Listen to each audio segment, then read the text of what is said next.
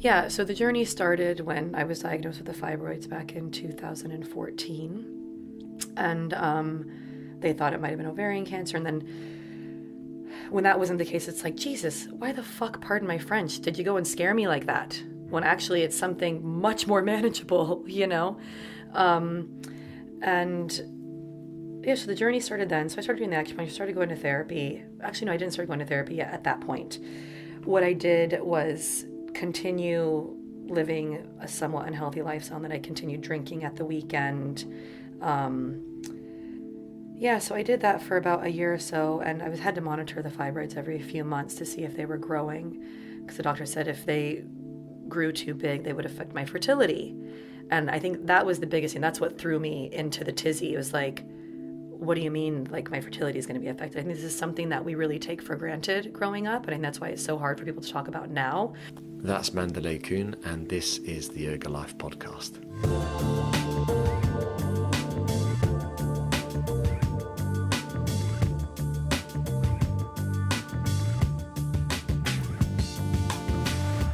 Hello, good morning, or well, it's good morning here, maybe good afternoon or good evening or possibly even good night, depending when you're listening to this episode. A lot of people say they like to listen to this before they go to bed, so I'll take that as a compliment, I guess. Or maybe it's just a boring podcast, but today is definitely not a boring one, far from it. As you know, my name is Kevin, and I have with me a lady called Mandalei Kuhn. Now, Mandalei, interesting name, yes, but even more interesting story. I first met Mandalei at the Yoga Hub Christmas party, which is a studio I teach at here in Dublin, last year, so 2017 to 2018. And Mandalei at the time was a fully fledged lawyer. She taught yoga part-time on the side, but now the tables have completely turned and she's going off traveling, delving more into the spiritual side of yoga and looking to come back to Dublin and be a full-time yoga teacher. Mandalei's got a real interesting story because she is a lady in her mid-30s who is looking to potentially start a family. She talks about her IVF experience with sperm donors, with dating, and everything that comes with trying to start a family in a society and a culture where we don't value loyalty in relationships, where it's very difficult to build a connection with people when we can simply swipe left or right or whatever it is on Tinder or those apps. So I think that her honesty and her struggles with this topic is really compelling. You know, fertility is something we really take for granted. We just accept that we're going to be able to have babies one day. But as we get older, that gets trickier, particularly if we have health issues, which Mandalei has ran into. And it's great to hear how Mandalei has explored both Eastern and Western medicines and how they compare. So I hope you enjoy this and learn a lot from it. I'm learning more and more about women's health. I think as women, you guys should do, and as men, we definitely should do too. So that's all I have to say. I hope you enjoyed the episode. If you do, please leave a review on iTunes or Stitcher. Have a powerful week and namaste. Hey Mandalei. Hey Kevin. How you doing? Good, thanks for having me today. Thank you. Is your tea nice? Yeah, my tea is delicious. What's it called again? It's called Sundance, which doesn't really tell you much, does it? But essentially it's Rooibos. How do you say it? Now that we're recording, I don't know. Rooibos? Yeah, Rooibos? I think it's Rooibos. Rooibos, yeah. It's Rooibos with pineapple and some flowers. Yeah. And aloe vera. That's right. That's why I chose it. That's what clinched it for you, I think. It did, yeah. Well, because aloe vera has healing properties. It's a very healing plant, so. Yeah. Yeah. Are you feeling healed? Almost. Getting there. Yeah, getting there. It's Monday morning. Yeah. So I was just thinking before we came up to the loft, when the first time we really met was, I think the first conversation we had was correct me if I'm wrong, but it was at the Yoga Hub Christmas party. Mm-hmm. Yeah. Was that 8 months? Was that this year, as in 2017 17 to 18. Mm-hmm. Yeah. It was. Oh wow, it seems a lot longer ago. It does seem a lot longer ago, yeah. Yeah, and the conversation we had was, we got talking, and I asked you, I was familiar that you were teaching at Yoga Hub for a while, you were a senior teacher, and you did the teacher trainings, and I had just started teaching recently that year, Mm-hmm. and I was asking you about what it's like being a full-time teacher, and then you kind of shattered my dreams, shattered the illusion, and said that you weren't a full-time teacher, that you actually were a solicitor, and that my impression was you felt that you couldn't make a living from being a yoga teacher, so that's why you have to have a full-time proper job, as it were. But a lot has changed since then, hasn't it? Yes, loads has changed. I'm so sorry for being such a negative Nancy on that day. I actually can't remember exactly the conversation. I remember us talking about Reiki and energy healing and stuff. And yes, that you were a newer teacher. But I don't remember being such a cynic about being a teacher. So sorry about that if I was. No, I don't think you were being a cynic. But I think when you have an opinion like I did, I wanted people to reinforce my opinion. Yes, yeah, of course. And say, oh yeah, of course, everyone can do it. Yeah. So to hear the opposite was just, but yeah. So go on. Since we've seen then, what's been going on? Yeah, I'm trying to remember exactly where I was and my thinking with my career at that time, because a lot has changed. So, and I will just make the correction. I'm not actually a solicitor. That's an Irish term. I'm a lawyer. So I'm qualified in the U.S. in California to practice law, but I haven't done the solicitor's exams here. Okay. So I've been working in-house for an aircraft leasing firm. That bit doesn't matter, but I've been working as an in-house lawyer, and worked for a couple of the big law firms here for a few years. So I've been working in law for, I guess, about the past 10 years almost. Also teaching yoga for, I guess, past 6 or 7 years on the side. There was a time back in 2014 where I did plan on leaving the office and just teaching yoga, creating my own studio, and then that dream kind of got shattered. I developed some health issues that I had to take care of, and I went into complete fear mode. I actually had left the office. I had gone away traveling. I was volunteer teaching yoga in Cambodia for a nonprofit, in Thailand, in Vietnam. And when I was over there doing that, I was also volunteering for a few animal nonprofits, because animal law was my passion, and animal welfare has always been an interest of mine. And I was like, you know what? I'm going to go back to Dublin. I'm going to open a yoga studio. But to do that, I'm going to need to have a certification. Like, I'd just been teaching without a certification because I had so much experience and did so much self-study. And so I was like, well, I'll pop over to India and get certified. So that's what I did. Came back to Dublin, and the plan was, as I said, to open a studio. And then I was diagnosed with fibroids, and they thought it might have been ovarian cancer at the time. So I was going through all of these tests. Yeah, it was a really... What's fibroids? Fibroids are, and this is what you've seen me speak about in social media and on Instagram, you've seen me with my fertility journey, and then, but prior to that, I would have posted a bit about my fibroids and having to have an operation. And I apologize to all of the listeners for my voice. No, it sounds good. Does it sound okay on there? Yeah, kind of. Sounds husky, doesn't it? Like it should be like it's good. Phone sex operator or something. Maybe that's what it'll be for Halloween next year. This year, rather. So fibroids are basically tumors that develop on women's uterus or ovaries.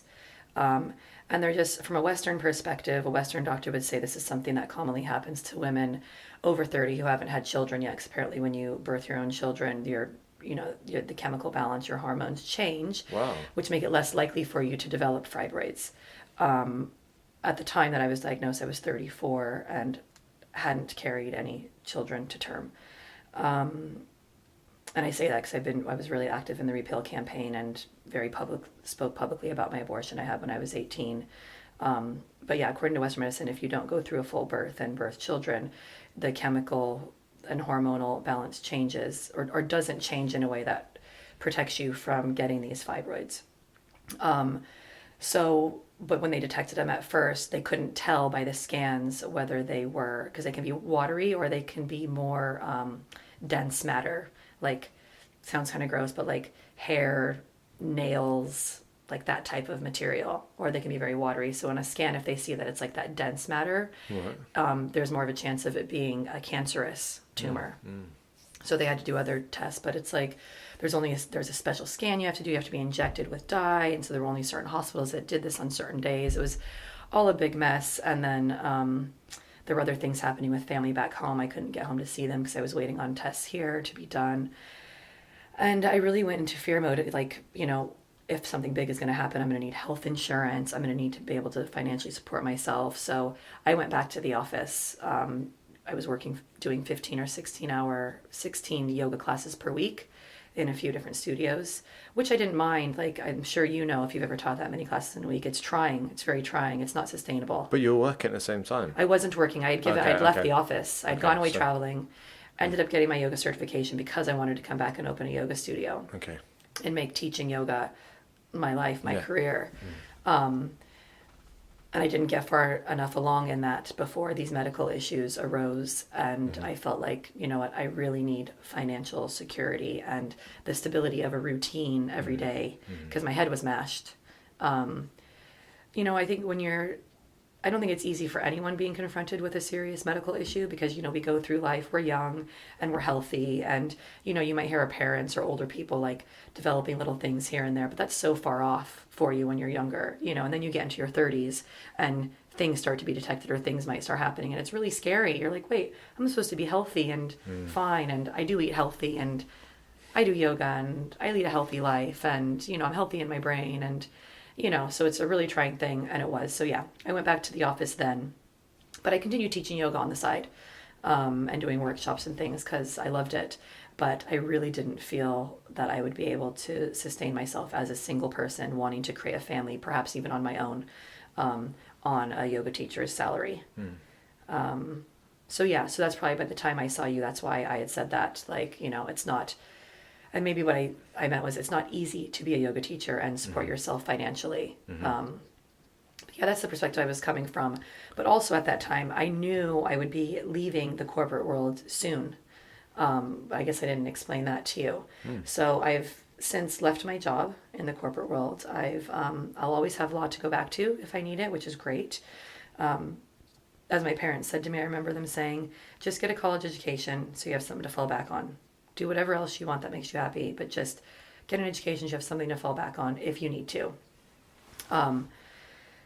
So I'm thankful to them for saying that because who knows what I would have done. And I do have it. But yeah, I left the office a few weeks ago. What I'm planning to do, and I'm going away on a little trip. I'm going to be gone for about 6 months. You're going for 6 months? Yeah. Okay. So it's a big... it's kind of a big trip. Yeah, no, it is a big trip. So I, a couple years ago, those fibroids that I told you about. Oh, sorry, I was saying that in the Western world, Western medicine would tell you that this is why women develop them. Not having had babies by the time they're 30, hormones not changing, and fibroids developing. Eastern medicine would tell you something different. There's an amazing book that I think all women should read. And men, if they're interested. It's called Women's Bodies, Women's Wisdom by Dr. Christiane Northrup.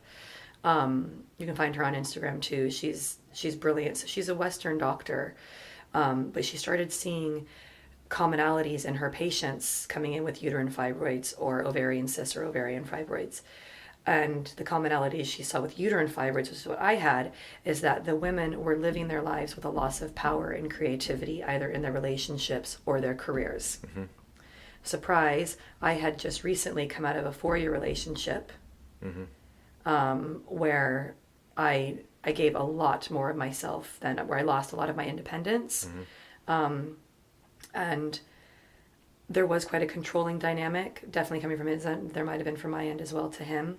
Never had the chance to have that conversation with him, so I'm not sure how I felt about it, but that was definitely their loss of power in my primary relationship.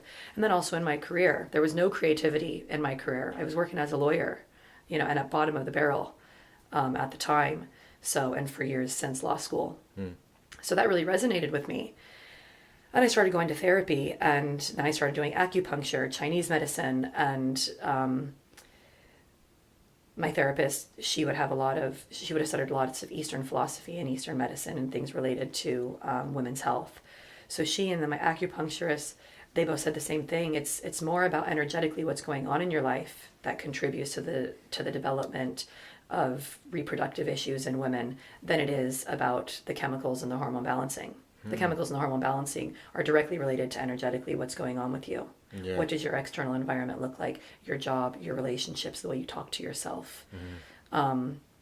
So, sorry, I feel like I've talked in a number of different directions there. It's good. It's good to go on because because I think one thing I found really compelling about your story through social media was is the correct acronym IVF? Yes, in that fertility treatment, because I know women, family members included, who are experiencing a similar thing, and it's something that people don't talk about because I suppose they just feel a bit awkward about it. Yeah. And we spoke about this before, that like there's so many people I know that are my age, because I'm 36, and what, you're 30s? 37. 37. Yeah. And that are my age, and they're not married, don't have kids, and they think and they find it very difficult to meet someone, particularly because relationships are very transient. Yeah. You can swipe left to meet someone, or is it right? I don't know, whatever it is. I think it's right if you like them. Okay, swipe right to meet someone. Doesn't mean you're necessarily going to meet them, though, Kevin. That's true, that's true. So there's another problem with it. Yeah, I know, I've been told that as well, like there's a lot of shenanigans back and forth, texting and never meeting someone. But and I think that's the problem, is people think, oh, there's something better out there, and it's really suffering. We're not as good with connection and as maybe we used to be. So yeah, I'm interested to learn, because although your Instagram post is very, very honest, it's a snapshot of that story. Yeah. So what could you tell us more about that story? Your journey. Yeah, so the journey started when I was diagnosed with the fibroids back in 2014. And they thought it might have been ovarian cancer. And then when that wasn't the case, it's like, Jesus, why the fuck, pardon my French, did you go and scare me like that? When actually it's something much more manageable, Yeah. And yeah, so the journey started then. So I started doing the acupuncture, started going to therapy. Actually, no, I didn't start going to therapy at that point. What I did was continue living a somewhat unhealthy lifestyle, and then I continued drinking at the weekend, not getting enough sleep. I was still doing my yoga, I was still drinking my green smoothies, but I was still, dating people who weren't worthy of dating me. I was still abusing my body, as I said, with alcohol and, partying a lot. And my body was not a temple. At a time, my body really should have been a temple, But I think I was very much in denial that I had developed health issues, And so I did that for about a year or so, and I had to monitor the fibroids every few months to see if they were growing, because the doctor said if they grew too big, they would affect my fertility. And I think that was the biggest thing. That's what threw me into the tizzy. It was like, what do you mean, like, my fertility is going to be affected? I think this is something that we really take for granted growing up, and I think that's why it's so hard for people to talk about now, because our whole lives we've taken for granted that we're human beings, we have the ability to reproduce. That's our basic function for being on this planet, right, is to continue creating more of us. And none of us ever think that we might not be able to have babies or create babies with someone else. We say, we have the pieces, we have the bits and pieces, but we don't know whether they're going to work when we get older, and we don't think about that. And not that you need to think about that or worry about it, but you get to the point when that's what you want to be doing. You want to be having babies, and someone tells you, oh, you might not be able to. It's just, it's a hard pill to swallow. I know definitely for women. I don't know very many men who have dealt with it, but I imagine it must be for them as well, for you guys as well. So my fibroids did grow, and the doctors were like, listen, if you want to have children, you need to get these removed. And what you need to do then is either have a baby within a year or freeze your eggs. Okay. Because there's a really good chance that the fibroids will come back and you'll have to go through another surgery later. Now, this is Western medicine. Eastern doctors would have told you something else. You know, you could take herbs, you could do acupuncture, you can do castor oil packs on your skin for like an hour a day that will actually permeate the skin and go into the tumor and dissolve it. I didn't know these things at the time. I learned these things after. Oh no, I was just tapping the table. The table. Okay. Okay. Go on. Yeah, so you didn't know about the Eastern style? I didn't know about all these other ways to heal your body. So the other option they gave me was to have a baby right away, because what can happen is it's something called red cell. If you get pregnant when you have fibroids, something called red cell degeneration, where your red blood cells attack the fibroid or the tumor. And everything could be fine. The tumor could disappear from red cell degeneration or become small enough that it doesn't affect the womb and the space for the baby and birth. Or red cell degeneration can cause you to have a very painful and trying pregnancy. It could be very painful for the fetus or baby, whatever stage it's at, and could even cause you to miscarry. So I had all these options they gave me at 34 years old without a partner to 35, sorry, without a partner to discuss them with. Like, I didn't have anyone to have a baby with. I would have loved to at that point. I had thought by that point I would have already met someone and started creating a family with them. It's something I had always wanted from the time I was 17. I think I remember when I was 12, I told my mom I wanted to have 6 babies, and I wanted to start when I was 17 years old. And she was like, no, you don't. Funny enough, when I used to get in trouble, she'd always say, I hope you have 10 just like you. And then when I was like, well, Mom, yeah, it's such a good comeback. I'm like, Mom, no, I only want to have 6. I only want to have 6, Mom. And she's like, no, you don't. And not at 17. So I heeded her advice, and I waited. I waited till a little bit later in life, and I thought by 35 that, yeah, I would be at that stage where I was creating a family with somebody, and I wasn't. And that, I think, was the biggest issue of all that I was dealing with mentally. Like, how did I get to this stage in my life? And now someone's telling me I might not be able to create a family on my own.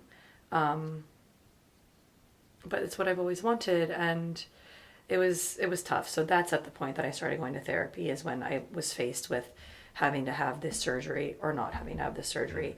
I considered artificial insemination because I didn't have a partner. So, and that's a big thing. If you're not planning on having a baby on your own, to go and look at having a baby on your own. Like, I actually went as far as, like, I was checking, you can choose sperm online. Wow. Yeah, you can choose a donor online, and you can get loads of information on them. Like, you can get their baby pictures, you can get voice samples, writing samples. Their baby pictures, then pictures of them when they were a baby. When they were babies. So you don't get pictures of them as adults, but you get a written description of what they look like. And oftentimes, like, I guess the nurses or the administrators in the clinic would give a written description of what they look like. So, and they'd often, compare them to a celebrity or somebody. And so, yeah, you see when it's like Denzel Washington, you're like, oh yeah. Or like Brad Pitt. He looks like a cross between Brad Pitt and John Oliver. You're kind of putting a lot of trust in their opinion, aren't you, the nurses? Yeah, but you also get other things. It's not just aesthetics. You get their entire family history, medical and career-wise, education, about their paternal grandparents, their maternal grandparents, brothers, sisters, their interests, favorite color, favorite book. Like, you get a lot of information, the reason why they have chosen to be a donor. So you get loads of information. It's actually quite interesting. But yeah, I was looking at that. Just boom, have a baby now, Yeah. And but what put me off was, well, the challenges of being a single mother, and aside from that, the chances of having a very painful pregnancy and not being able to carry to term. So there were just all these variables. And so I choose to have this. And the other thing about having the surgery was I wasn't going to be able to exercise for 6 months. I wasn't even going to be able to practice yoga for 3 months. Wow. And I'm like, there's really and this is, again, like, the ignorance of the doctors not knowing. Like, there's really gentle yoga for, like, pregnant women up to, like, nearly the day they give birth, and within a few days after you're going to be practicing yoga because it can be quite healing. So just hearing all of these things was like, what? Like, what? You know? So yeah, I started going to therapy at that point, and it was a godsend. It was really a godsend. And I think for anybody going through issues with their fertility or reproductive health, getting a therapist to talk these things through is a must. But yeah, so I chose to have the surgery, and that was another scary thing about it, was like, you mean they're going to cut me open? Like, they're going to actually open me up, and they're going to be fiddling around with my insides. Like, that's, to me, that's just weird. It's just a weird concept that they can open up our skin, and I just hadn't really thought about it before because I had never been faced with it. But I did do the surgery, and that's when I developed my meditation practice. I developed a really strong meditation practice because I couldn't work out. I couldn't do physical activity. I couldn't go to the gym and, you know, pound out my stress from being in work. So yeah, and I decided that I would, once I was able to, you had to wait 6 months before you could start trying for a baby or freeze your eggs. So I waited a year, and then I underwent IVF treatment to freeze my eggs. And then IVF means in vitro fertilization. So when you freeze your eggs, you just do like the first half of that treatment, but they still call it IVF. You just don't go as far. You put the eggs in the freezer as opposed to taking a sperm and injecting it into the egg to create an embryo and then put it into your uterus for it to hopefully attach and grow into a fetus and then into a viable baby and then birth. So yeah, so I've got 7 eggs in the freezer. Okay. Yeah. In Ireland? In Ireland, yeah. And that means that the next stage then is if you meet someone and they're like, let's have kids, let's go and get the eggs in the freezer. Yeah. I mean, in layman's it's like terms. An insurance policy, and that's how they explained it to me in the fertility clinic. I might not even need to use them. You know, I can still have a baby naturally because I am fertile. Yeah. You know, it's just the risk if the fibroids were to come back and affect my fertility in some way, then maybe you get a surrogate with the eggs, or I don't think these fibroids are coming back. Okay. Like, hands up, I know what to do to take care of my body now. I have my self-healing Reiki practice. I have my meditation practice. I do acupuncture once a month. I take certain herbs like raspberry leaf and nettle, which is very good for women's womb health. Ashwagandha, which is an Ayurvedic herb. Mark Holtzman talks a lot about ashwagandha. Men can take it as well, but it's very good it's very good for mental clarity. It's very good. It's like the wonder herb in Ayurveda. Very good for women's reproductive health and balancing your hormones. And yeah, I don't have a loss of creativity anymore. In the last year, I've you couldn't tell me my voice now, but I've learned that I can sing. No way. I've learned that I can drum. Yes way.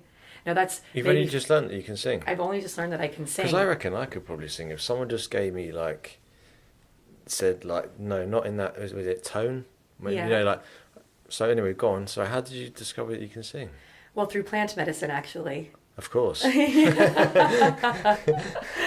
Through plant medicine, yeah. I think I told you I've done a number of plant medicine journeys this year with Wachuma or San Pedro. And I remember someone else, actually another yoga teacher that we know, said after she had done a few ayahuasca ceremonies, her throat chakra really opened up and her voice just came into full bloom. And I was like on my second ceremony, and I was like, oh, that would never happen to me. I remember being like, God, I would love to sing and make it sound good, you know? I think it was like after my 3rd or 4th ceremony, I was drumming, and then just all of a sudden, I was out in the forest actually with my shamanic drum, drumming and singing, and then this song that I had been singing at home that I wanted to really sound good but didn't, just started singing it, and all of a sudden I felt like Snow White in the forest, like all the little birds and like mice and everything were coming. I was like, oh my God, that's my voice. Wow. And it's actually really nice. But it's like through the plant medicine, I shed so much emotional baggage. I had really released. I was able to have conversations I wouldn't have been able to have before. So my throat chakra was really open, really clear. all my chakras, the channels were just open for me to fully be my authentic self, to be my core self. That was just my phone. That's okay. Vibrating there. That's so amazing. yeah, so I'm in my creativity now. Like I love drawing. Not that I'm great at it, but I wouldn't even have done it before. Do you know what I mean? Yeah, playing music, getting really creative with food, doing all kinds of creative things. So the sperm donor thing is out the window. For now. Yeah. So what I've said is, so I'm in the process of changing careers. Yeah. When you tap the table, there's a reverb. Okay. So tap your leg like that. I'll tap my leg. Yeah, so I'm in the process of changing careers. So this is where I was at when I was deciding whether to freeze my eggs or get a sperm donor. I was like, I'm not happy in my career. And I know I'm meant to be doing other things. I know I'm meant to be serving humanity. I know I'm meant to be serving people. When I was younger, I never saw myself as a teacher. Even when I was teaching yoga classes, I still didn't really see myself as a teacher. Even when I was leading teacher trainings, I didn't see myself as a teacher. It's really weird. It's like these ideals we have of ourselves, this picture we create of who we're going to be when we grow up, but then actually who we are. I was kind of fighting with that a bit. But I learned I am absolutely a teacher. What I'm here to do is share knowledge, share wisdom, is to help people help themselves.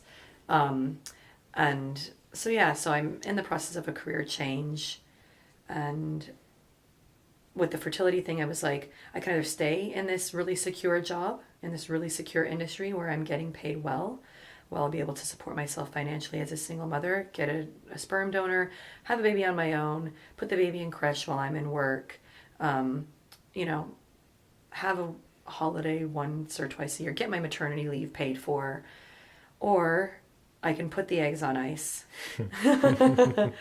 Just take the leap, change my career, face my fears of being unsuccessful, of, people not liking what I'm doing, maybe it not being the right thing, just face all that and work on that for a couple of years, and then go back, pull those babies from the freezer and see what happens. But then again, a few other things might happen. I might meet someone in that time and have a baby through conventional purposes. So that's a choice I made. Instead of having a baby right now on my own, change my career, get settled in that, do what I love, and that's going to be me a better mother in the end. And a better partner in the end to whoever I have my baby with. 100%. And the other thing I should say is, I'm very open to adoption as well now. At the time, I was like, I can't have, the experience of birth being taken away from me. I'm fully on board with adoption, always have been, and can fully see myself adopting children as well. So if the opportunity for me to experience pregnancy and birthing my own child doesn't come to me, if it's not my life's path, then adoption is always an option, Yeah, absolutely. I think there should be more of that, because there's loads of kids that need good homes. Oh, so many. So what are you going to specialise in now that you've quit your job and you're going away soon, aren't you? So what's going to be your what are you going to do now? So I actually leave Thursday morning. I'm leaving Ireland. I am going over to the US for a bit. Going to a friend's wedding, going to see some family. I'm going to teach some yoga workshops in Las Vegas at the Yoga Sanctuary. And I'm going to be learning. So for the next 6 months, my plan is to learn and experience so I can gain further wisdom and be able to share that with people. So I'm going over to Peru for almost 2 months. I'm going to do the touristy stuff, go to some sacred sites, hike Machu Picchu, do some medicine ceremonies in the Sacred Valley, do some medicine ceremonies in the jungle. I'm going to go over to Colombia and then either Costa Rica or Guatemala. I haven't decided. And I want to work on a cacao farm. I haven't booked anywhere yet, but I want to work on a cacao farm and learn more about cacao and its sacred healing properties and how it's grown and harvested, and just really connect with the plant. Because when I come back to Ireland, what I want to do is hold ceremonies and help to start women and eventually men create rituals in their lives for healing and better connecting with themselves, their families, and their communities. So initially how I see it working is I want to do like, a weekend long retreats, like women's sacred circles, sacred healing circles. But I haven't quite, I know exactly what I want to do on these weekends. But I haven't decided how I really want to market it yet, because I want it to be accessible to everyone. You yourself know that marketing is big in who you're going to bring in Definitely. to your classes or to attract to your services that you're offering. And I want to attract everyone, because really what I want to do is help women connect to their source, connect to their womb, because it's a source of everything within. It's a source of our power. It's a source of our creativity. It's the source of our own self-healing. It's a source of our happiness. And a lot of people don't talk about that. And I think for a lot, it could sound like a very hippy-dippy view of, well, just hippy-dippy and airy-fairy, like out there, because, we grew up not connecting with our womb. I know you interviewed Jenny Keane, the yoga teacher, on yoni massage and yoni healing, and she spoke about how we're not connected to our womb at all, how periods are seen as something to be hidden, and yeah, so it causes us to be disconnected from our very source of life. So I want to, when I come back, I want to do you've heard of red tents, have you? I think Jenny may have talked about red tents. Sounds familiar. Or like in tribal times. Sorry, keep touching the table. In tribal times, women, when they were menstruating, would go into tents. Yes. To support each other, to nurture each other. And I think some people have this misconception that they were sent into the tents to keep them away from the rest of the population because they were dirty, or, there's blood and they should be in there and not out here with us. When in fact it was the opposite. It was a time for them to be slowing down, nurturing themselves, honoring their bodies, and honoring the cycle that they're going through to create life. Think about that. We go through a cycle every month to create life. It's crazy. When you think about it, when you think about it like that, it's so important, and it's not seen that way. No, not at all. It's seen as like just it's just not seen that way. So I want to change that perception. I want women to get in touch with this part of themselves. And yeah, through doing that, they'll be better connected to themselves. They'll love themselves more. It will allow them to be better connected, as I said, to their partners, to their families, to their colleagues, and to their communities. Yeah. I think men would find value in that as well. I think men need to be educated on women and periods. I didn't understand really how a period worked until I was in my 20s. I have met men recently who still don't understand that a woman could only get pregnant when she's ovulating. They still don't understand what that means. Yeah, it's because men are too afraid to ask, and then it gets to a stage where you're like, well, I'm 30 now, do I ask? Yeah, it's way too late to ask. It's not actually, but they must think that. Yeah, they must, exactly. Yeah, there's so much and I want to do something similar for men, what you're talking about there, in terms of, there's a chap called Jody Kennedy, he does rewilding of men, man, it's like, well, I'm actually going to it next month to see what it's like. He seems like an interesting guy, but I think that part of masculinity is important, but also men understanding more about women is really important.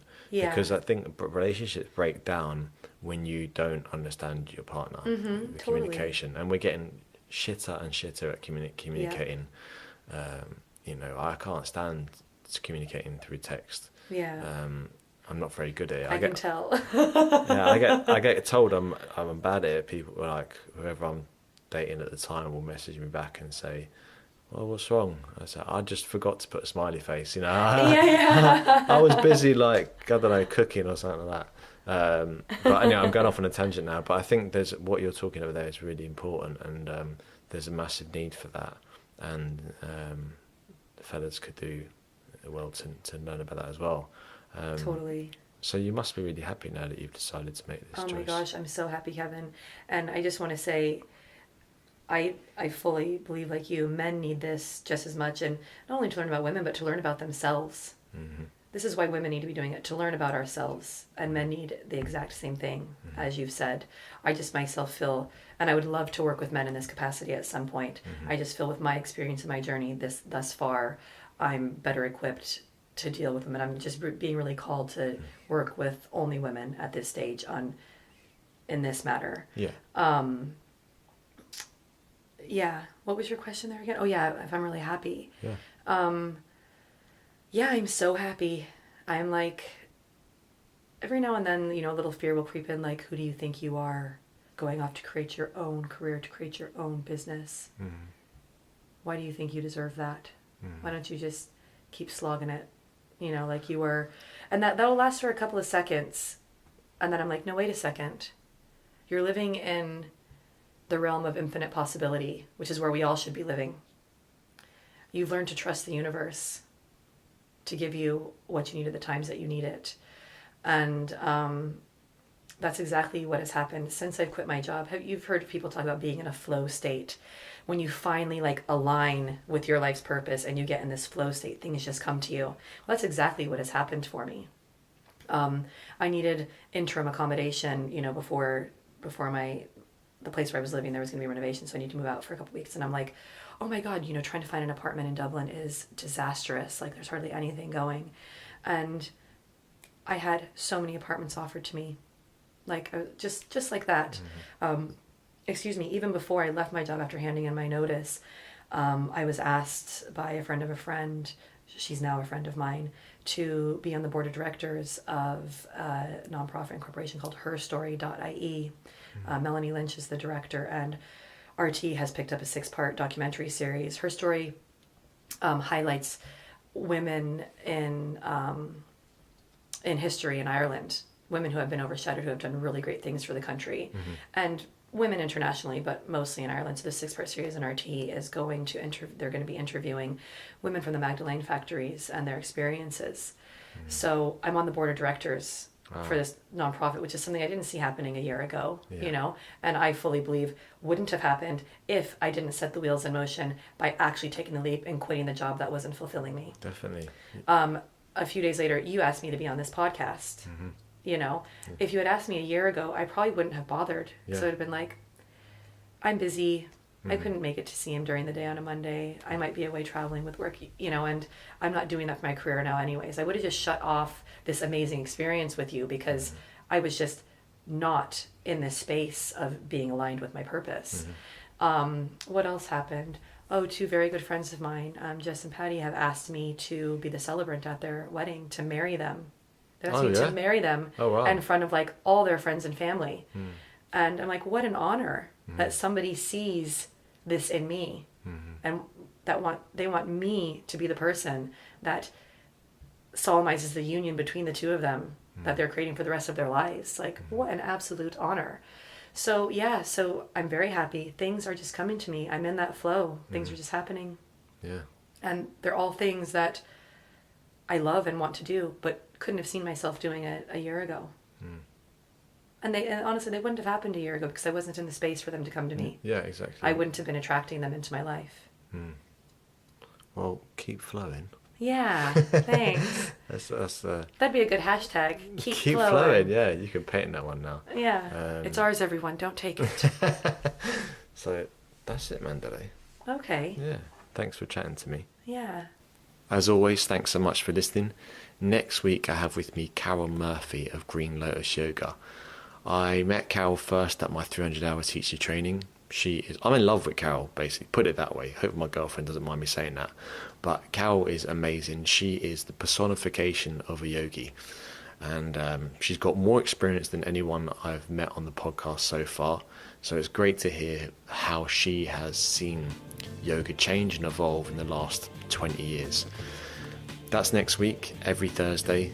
As always, if you enjoy, please leave a review on iTunes or Stitcher. Feel free to get in touch. Follow me on Instagram, kevinboyleyoga. Have a powerful week. Look after yourself. Namaste.